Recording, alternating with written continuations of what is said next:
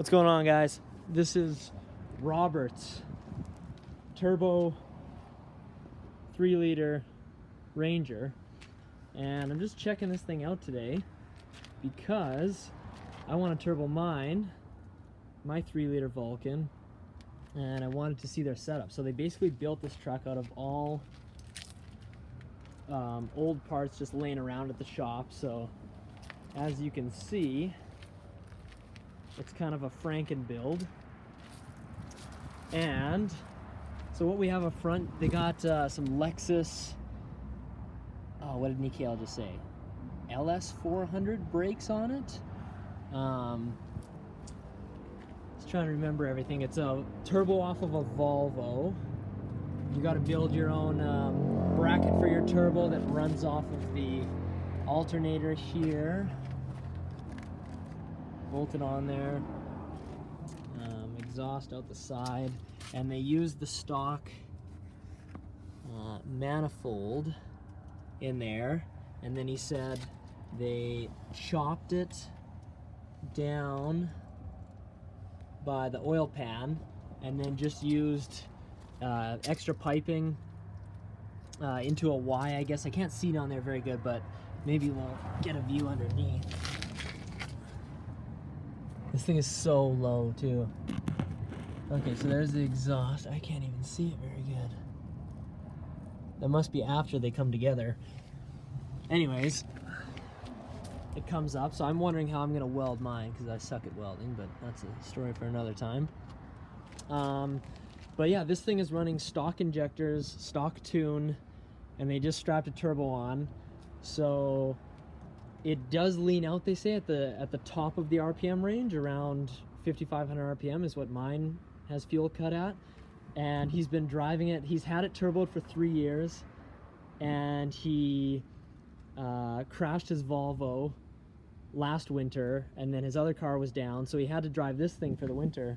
So he drove this thing for a whole winter and hadn't changed the oil in 2 years. He said it's been running the same oil for 2 years. He just doesn't care about this thing, and it's just been running and running, and no issues really. So what else did Robert and Nikhil say? They said it was pretty ghetto. It's all just stuff that they had laying in the shop. So what did they say they lowered it with? In the back, he said they flip the diff, and they get you get a rear diff and axle out of an SUV, with a 4-wheel drive SUV like the Ford Explorer, or probably a 4x4 Ranger, because they have a limited slip in the rear. That'll lower it a bit when you flip the diff. And then the other thing you do is you put your leafs underneath your axle, so that the axle's actually over top of the leaf springs there, and that adds about 5 inches of drop there. And then the flipped axle, I'm assuming, is a couple inches. But man, this thing's cool. Let's get an angle on this thing. Just a cool truck. So then inside, they got an Amazon Hydro. It looks like the same one that I bought for the E46. And it had really weird fittings. So they used a master cylinder, is that what it's called? Out of something else. And then fit that up. What he was saying with the Hydro is that you have to prime it with the brake a little bit, because it doesn't fully lock up. So you got to use a little bit of brake, and then when you pull the Hydro, it'll lock up the rear. But he said a fix for that is you put a check valve in the brake line and in the Hydro line, and a 5 psi check valve, so it keeps a little bit of pressure on that rear brake line. And then when you go to pull it, it's already primed, so it'll actually lock up the rear. So they have that, they just haven't installed it yet. On this thing, 277,000 kilometers. And yeah, Robert said when he drove it last winter, every day started it up, no issues, like never failed to start on him. And yeah, it like stock injectors, stock fueling. I'm surprised it doesn't run lean. When I turboed my Civic, I put bigger injectors in because I knew I probably wasn't going to tune it, and I just wanted to see if it would run like that. But this is stock injectors, which is crazy. So what else do we want to see?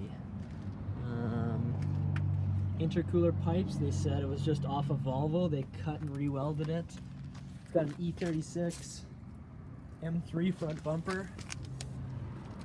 And there's your intercooler down in there. Looks like it's taped up a bit. There it is.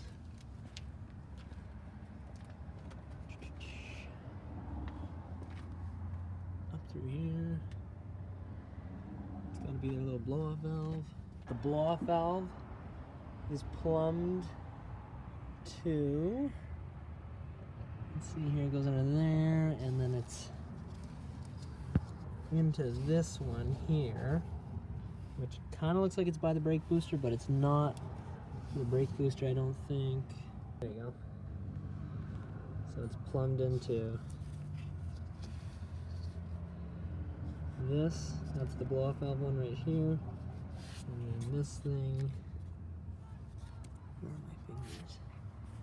I don't know. That thing goes, you can see where it goes, right back there. I don't know what that is called back there, but oh, it just goes into the intake manifold. Okay, easy enough.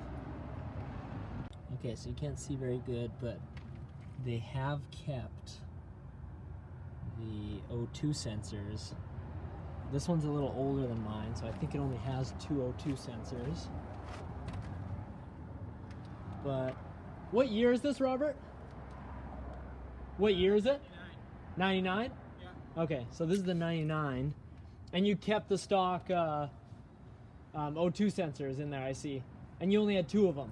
Yeah. Okay, mine's an 01, so it has 3 of them. So I'll probably have to pop all 3 in there. Cool. Dead battery. Of course, the one time after you said it starts all winter. What's your fuel economy like? Do you know? Like, it's pretty good. Is it actually still? Yeah, it's actually, like, even if I'm ripping on it, really? It's really good. Okay. When I'm like full throttle ripping, like 11 liters per 100. Oh, really? Yeah. Holy crap. Yeah, mine's not even that good right now because it's incredibly well. Yeah. The truck blows me away, man. Okay. Like, it just, like I said, it got me through the whole winter. Yeah, and you guys, you run 94 in it, you said, or Nikhil said, or do you? Sometimes I usually 91. Okay. Shell 91. Oh, that's sick. Okay, that's even better for me. I like to cheap out on certain things. So okay, sick. There's a noticeable decrease in power if you have to put regular in for some reason. Oh yeah, like yeah. It's just, yeah, I wouldn't run regular. I'd run 91. Anything. All right, guys. So that's Robert's Turbo Ranger. Hope this gives a little bit of advice to people looking to turbo their 3 liters. And I will try to give as much advice as possible when I end up boosting mine. For now, that's all we got.